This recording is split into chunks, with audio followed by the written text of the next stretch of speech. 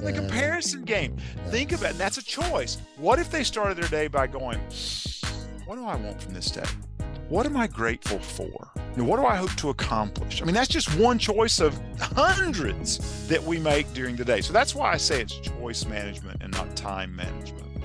Especially for leaders, is how am I limiting the growth of my team? By not making better choices with my time. Hello, hello, hello. Welcome to another knowledge bomb episode of Lead to Greatness, where we believe in helping others reach their greatest potential and together change the world. Today on Lead to Greatness, we have Jones Laughlin. And if this is your first time, don't forget to subscribe. Hit that like button, hit the notification bell so you won't miss any of these amazing episodes. And if you're on iTunes, go ahead and rate the podcast and leave a review. That helps get the word out to great leaders and entrepreneurs like yourself. John has made it his life work to deliver powerful ideas and practical solutions to individuals and organizations struggling with too much to do. He is a successful speaker and also a co-author and author of 4 amazing books, including Always Growing, Juggling Elephants, and Getting to It. He has also worked as a senior trainer on the best-selling book, Who Moved My Cheese, training individuals in over 15 countries and presenting over 275 different groups. Please help me welcome Jones with Mastering Work-Life Balance.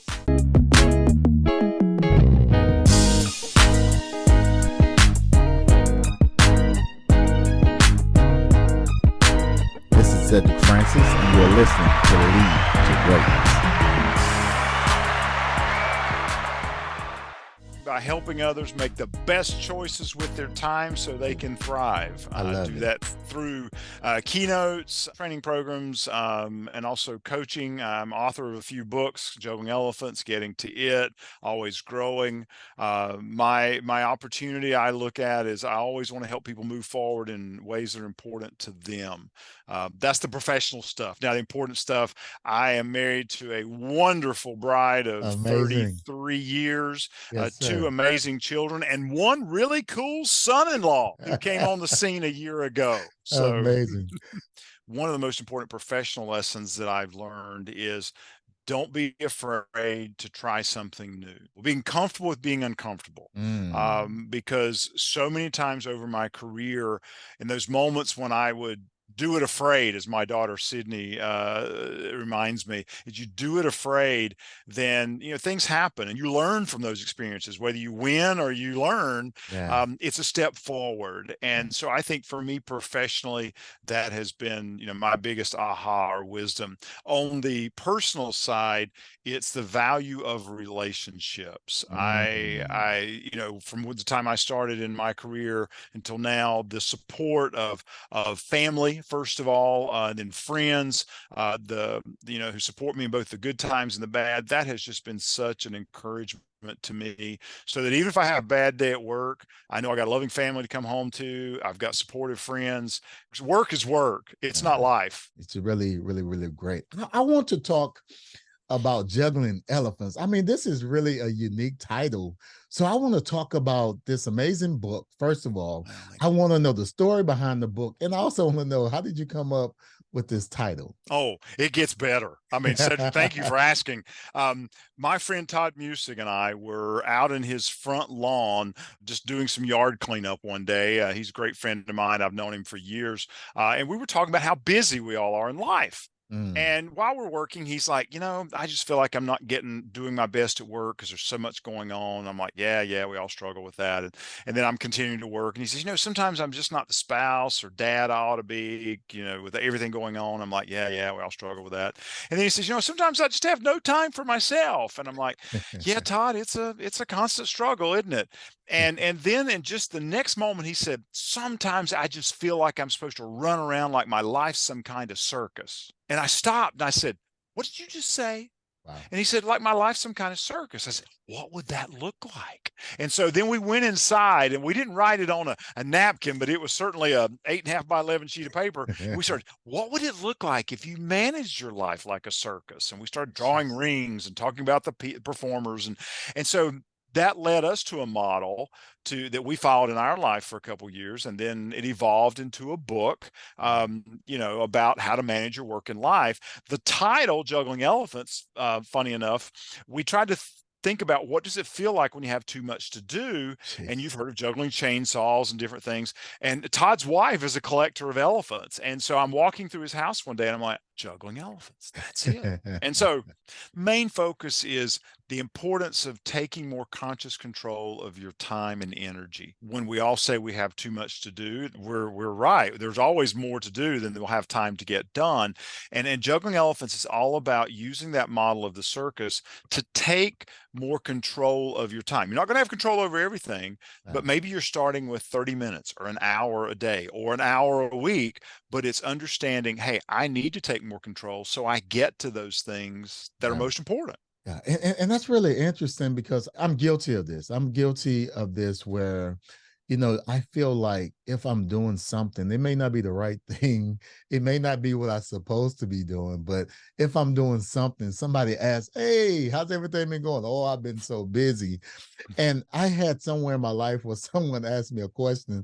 They said, so what have you been doing? And I was embarrassed to talk about, the Netflix and all these different things that I was busy Yes. doing, right? Yes. And we feel good just to be busy, but sometimes doing the wrong thing.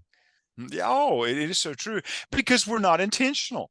Ah, We just kind of let things happen. I mean, it's kind of like you mentioned Netflix. It's kind of like, at the end of one episode, say, oh yeah, I enjoyed that episode. I think I'll get up and go do something else. And it's like, ooh, in 7 seconds, another one starts. We're not intentional about saying, I'm going to watch one episode, then I'm going to turn it off. And so we have this constant barrage of things we can do instead of those things we ought to be doing. Then we procrastinate because it's hard and we don't have a clear plan. Just like you said, when that person asks you, what have you been busy doing? And you're like, well, I can't really recall. We are not intentional about saying, this is what I want from this day. This is what I want from this time, at work today. And we don't plan effectively. And so our mind's not clear. So when our mind's not clear, it just starts grabbing the next thing or what's most convenient or the bright, shiny object. One of the things for me was that moment when the individual asked me what I've been busy doing. It brought it to the forefront that, dude, you're not really doing the right thing. You're busy doing nothing. I mean, so what are some things that we can do, like maybe a 1, 2, 3 or ABC step that we can do, process from moving from everything to really honing in on what we should be doing? I ask this question at the beginning of every keynote related to juggling elephants, Cedric, and here's that question. In your drive to get it all done, what's not getting done well? And I think that's the first step. You gotta figure it out. You might ask one of your friends, how are you? I'm busy. What are you so busy with? Everything. Okay, so we go at it from the other direction.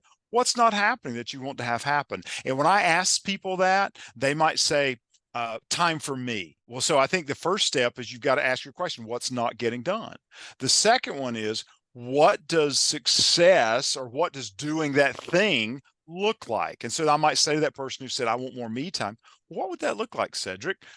You might say to me, I'd like to, I don't know, I'd like to have 30 minutes a day for myself.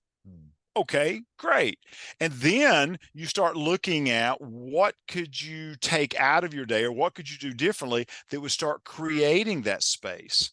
And whenever you get people to stop long enough to go through those 3 steps, then it's amazing how they begin to find that space in their day for it. Because, when let's just say 30 minutes a day, I might say, okay, well, where could you spend 15 less minutes per day on something? And of course, everybody goes social media or looking at my phone, or I could get up 15 minutes earlier, or I could do something that would give me 15 minutes. Okay, we're halfway there.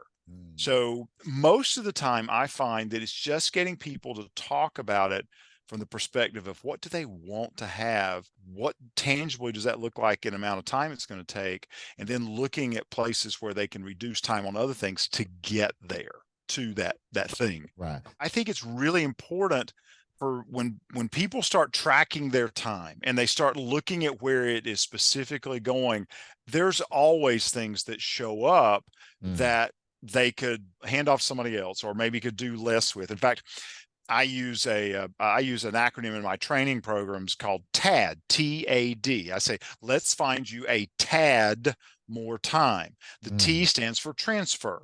What's something you're doing that someone else could be doing? Now at work, sure, it's easy to find those things, but I also encourage them to do it at home. If they've got children, that's who a lot of people who are juggling elephants, people with, all these children, all this stuff going on.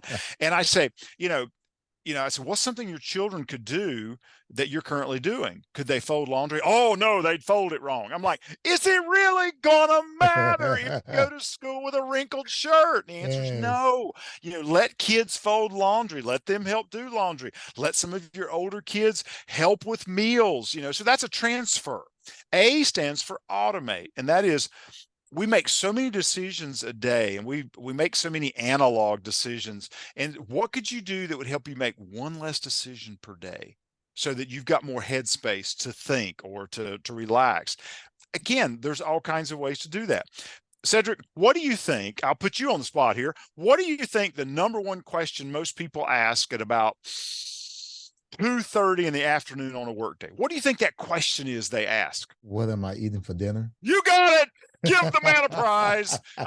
You're exactly right. And then what happens the rest of your workday? Unless you've got a plan, you're going, okay, there's that spaghetti. It's in the back of the refrigerator. It's been there about 8 days. It's probably okay. And so your mind isn't open to new ideas and to focus because you got that. So automate means meal planning, meal prep. D is simple, drop. What's something you could stop doing that would create some space for you to get to some of those things that are important? So there's an example for you. For the person who's overwhelmed, so much going on, I would say, let's find you a tad more time. Jones, that is a knowledge bomb. Man, you're helping us on today. I am excited. Why do you say the problem is not time management, but it is choice management? Charlie Gilkey had a quote that said, time cannot be managed. Schedules can be managed. Energy can be managed. Time can only be accounted for. It's a lag measure. We can only account for how we used our time. And so I really do believe it's about choice management. It's the choices we make every day. It's the little choices. It's not one choice that we make, Cedric. It's the little choice. From the time we get up in the morning. Perfect example. A lot of people wake up in the morning and the first thing they do is they grab their phone and they doom scroll through social media, or they check their messages or their texts. And I know some people who are listening say, well, Jones, I've kind of got some crises going on at work or in my life and I need to do it. I understand. I'm talking about for the rest of us. But people will do that with their phone, especially if it's social media. And I want you to think about it. Has anybody ever looked at their phone first thing in the morning and went through social media and put their phone down and went, I am so motivated to take on the day now? No, no way. They've not. They're feeling worse. They're doing the comparison game. Think about it, and that's a choice. What if they started their day by going, what do I want from this day? What am I grateful for? What do I hope to accomplish? I mean, that's just one choice of hundreds that we make during the day. So that's why I say it's choice management and not time management. What do I want from this day? Another knowledge. This is great. And I understand, because this has really helped me in my life and constantly helped me. I always ask myself questions. And that was an amazing question, a life-changing question. Do you have any other questions that you believe someone on Lead to Greatness should be asking themselves in this transition, getting their life back, getting their time back? Well, obviously, the first question we talked about earlier, in your drive to get it all done, what's not getting done or getting done well, especially for leaders, is how am I limiting the growth of my team? By not making better choices with my time.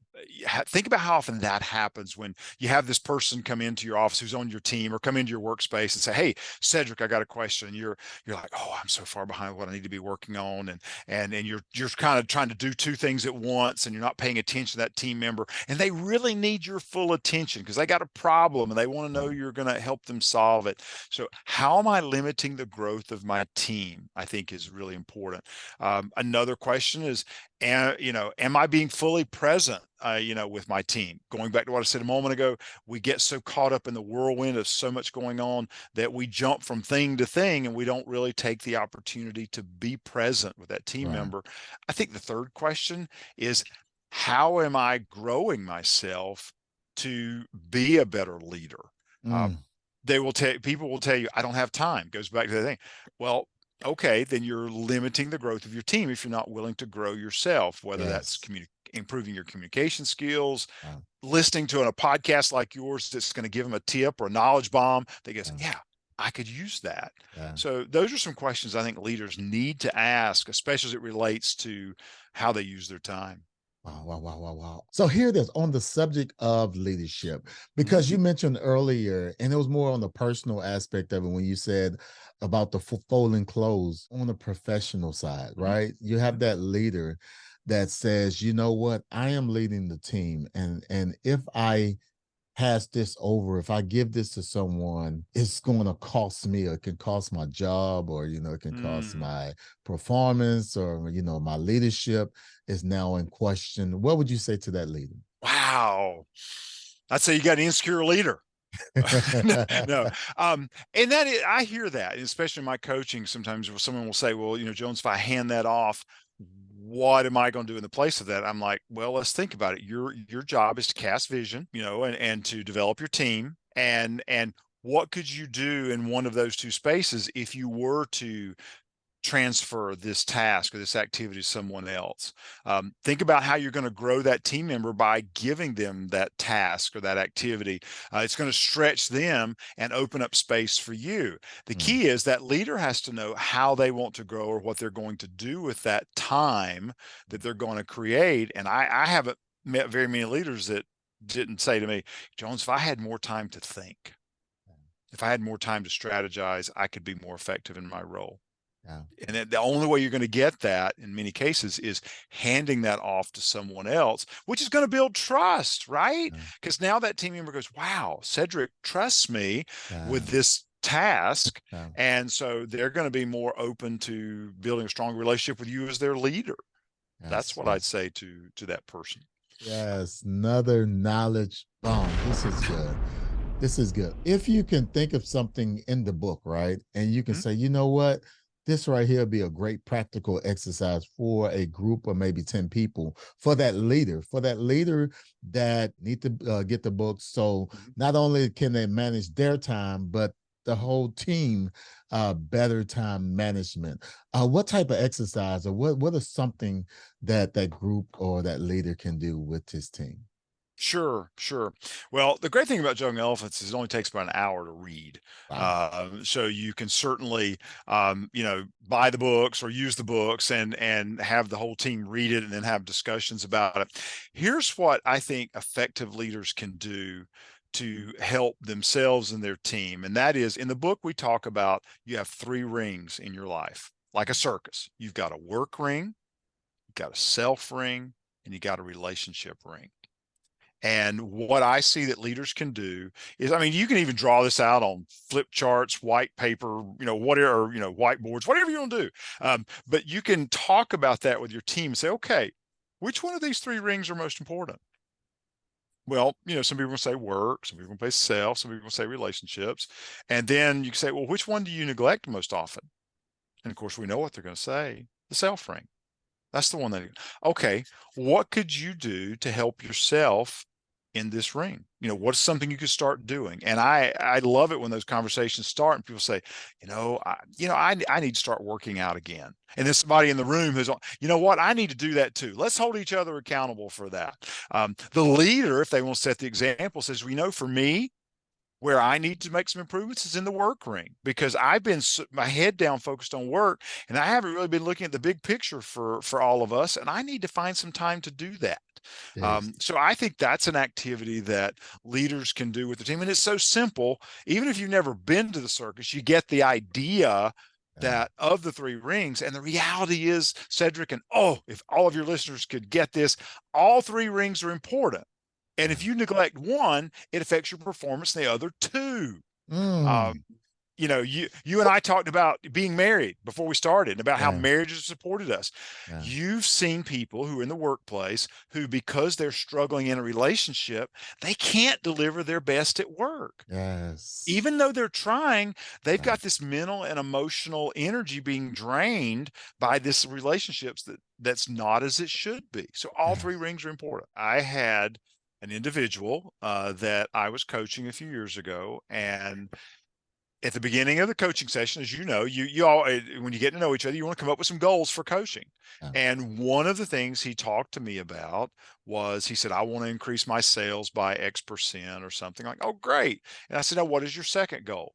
And no lie, this individual said, I have a goal of divorcing my wife in 6 months. And of course, in coaching, it's all about them. And I said, which goal would you like to focus on first? And I was so grateful. I was so grateful when he said the sales goal, and not the divorce goal. Oh, And so as some trust was built, and then as trust was built with this individual, I came to find out exactly what you said. He'd been so focused on being successful in sales and making lots of money, he had neglected a relationship with his wife to the point where he thought the answer was to get divorced. And so as I went through using the juggling elephants model, because I asked him to read the book, and I talked to him about, I said, so and so, let's talk about which one of these rings you've neglected. And of course, he identified self, but then he said, Jones, I'm beginning to realize that, I really have neglected the relationship ring. And that's caused me some of the pain that I have now. And so through, as we continued coaching, he eventually, he eventually started working towards a sales goal a little more intentionally, but he realized that, hey, I need to improve that relationship with my spouse, or at least make the attempt. And it did. It helped him to be able to function better at work, because he didn't have this heavy emotional load of a negative relationship with his spouse. I can also tell you the story of one of my favorite moments. We're talking a go, lot about marriage. go for it. Welcome Go to the for it. Marriage Counseling Show with Yes. Cedric and Jones. But I'll never forget one of my proudest moments with the book Juggling Elephants. I was at a conference for Hilton Hotels, and a gentleman walked up to me. He held the book up in front of me, and I'd never seen this guy before in my life. He says, "Your book saved my marriage." And I'm like, yes. And Yes. it was the same Amazing. story. He Yeah. had been so focused on work, he recognized he'd been neglecting his relationships. He started nurturing relationships. And all of a sudden, he got more successful at work. Yes. Yes. Yes. Yes. Yes. I think more than anything, that our book has gotten people to stop and really ask themselves, what's important? And it's done it in a way that is not threatening, because the book is a story, it's a parable, it's an analogy. So they're following this story of Mark, and they're kind of going, yeah, I'm kind of like Mark. Yeah, I'm kind of doing some of the same things as Mark. And they're watching what's happening to Mark, and they're going, yeah, I've had that happen to me before. And so it's a non-threatening way for people to explore what needs to change. And I think that's such an important part, because people do feel an enormous amount of shame and guilt for not being as engaged with their families or not taking care of themselves.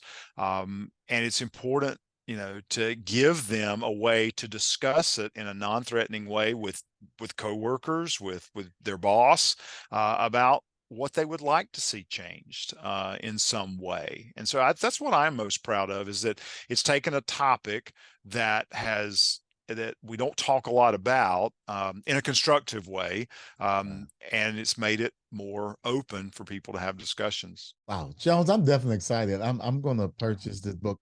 Are you on Amazon? I am. The book is Okay. available on Amazon, both as Kindle, as a hardcover, and also in the Audible. It's there, as well as other Audible. places Okay. that you get books. Yeah, I'm definitely gonna purchase that before we get off this podcast today. I definitely want to ask you a question, because you said that, and I was like, man, this is brilliant. Because you Oh. said, and you mentioned the individual named Mark in the book, right? Mm-hmm. So Mm-hmm. you have Mark. It's so easy to look at somebody else's life, and we can be the best counselors and the Mm-hmm. best coaches of other people's lives and what they need to do. But we oftentimes miss our own life. And I love it the way you said Mark. And what it does, it put us in the perspective where we can look at Mark. And by looking at Mark and seeing what Mark is doing wrong, it can change our life. And I really, man, I thank you for that brilliant strategy in this book, Juggling Elephants. So thank you for that. Well, our pleasure. I mean, it's just, it really has been an interesting journey with the book because people see themselves, and that's what they Yes. want. They want a narrative where they can see themselves. And Wow. then as they see that other person change, they go, oh, that's how I could change. I could try that. I could do that. Man, that's a knowledge bomb for strategy. Man, that's good. That's good. That's good. What are some leadership growth tips, tool, advice that you can share with the Lead to Greatness community to help us reach our greatest potential? Sure. I think the first one by far is that information you take in. Grow yourself. Yeah. And there's, Cedric, there's so many ways to do that. There's so many great podcasts like yours out there, and it doesn't take a long time. Just small bits of information that we can take in each day and say, okay, Yeah. how can I apply that? How can I use that? I think that's the key, is growing yourself. I think the second thing is, asking, how can you invest in your team? What does my team need? In one of my training programs on leadership, I say, what is the resource that's most limiting the growth of your team? And often it's time with the leader, or it's vision from the leader, or it's communication from the leader. So I think it's asking yourself that question: what's most limiting the growth of my team?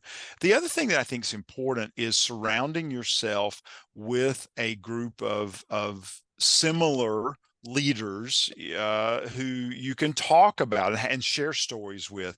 It's important to listen to CEOs and other people who are in senior management. A lot of times I find that those people have forgotten kind of where things started. And so I always encourage leaders, go find that person who's maybe 3 or 4 years ahead of you. Yeah. And have conversations with them. Don't be afraid to ask them questions. People say, well, I don't want to let them know that I feel like I'm a weak leader. I'm like, no. Approach them with a series of strength. You see that person who's great at communication, say, I noticed, with your team, everybody seems to be on the same page. Tell me what you do. I mean, first of all, it's flattering to the other person, and it's showing them that you want to grow. So I think that's something that all of us can do to strengthen as leaders. Say, pick that person out and say, I'd love to ask you 3 questions, and send them the 3 questions ahead of time, or text them to them. And then when you have that conversation, let them just kind of tell you their answers. And because again, it's real-time learning. It's bite-sized learning. Reading a book is great. However, if you can get one idea from someone, then you go put it into action, just like today, offering that TAD, acronym that I did. Yeah. That's something any of your listeners can immediately go and apply. If you listen for that, you will get something like that in every conversation that you have. Knowledge bomb. And yes, Jones, I've already purchased the book. I got it. I had to while you were talking. I said, let me do it now. I believe in executing at the moment. Thank you, Cedric. What a joy to be with you today. If someone wanted to connect with you and what you're doing, where should they go? Sure, absolutely. All starts at joneslaughlin.com. They can certainly go there and learn more about me and the things that I do. Of course, you mentioned my books. You can go to Amazon, just type in Jones Laughlin, look at it in the show notes. They'll be able to get my name, and you'll see my books come up there at Amazon. I'm also very active on LinkedIn. I find that's where a lot of leaders hang out. Yes. And so I make sure that I am providing content. In fact, I usually put out 1 or 2 posts a day related to leadership development, work-life balance, stress reduction. So, I've got that information there as well. One of the places that people can go get more information, I have a course called Be on Purpose, and individuals can go to jonesu.com or go to my website, and if you look under resources, you'll find that there as well. And it's a module course where they can go in depth with the ideas from Juggling Elephants to be more productive and to be on purpose with what they're doing in their work and life. Amazing. On behalf of the Lead to Greatness community, I want to thank you so very much for taking time out of your busy schedule and adding value to us all. Oh, Cedric, thank you. And thanks for the amazing work that you're doing in all areas, all 3 rings of life, not just in the leadership or work ring, if you will. I want to thank you for joining us today on the Lead to Greatness podcast. So remember, if you help others reach their greatest potential, together we can change the world. Peace.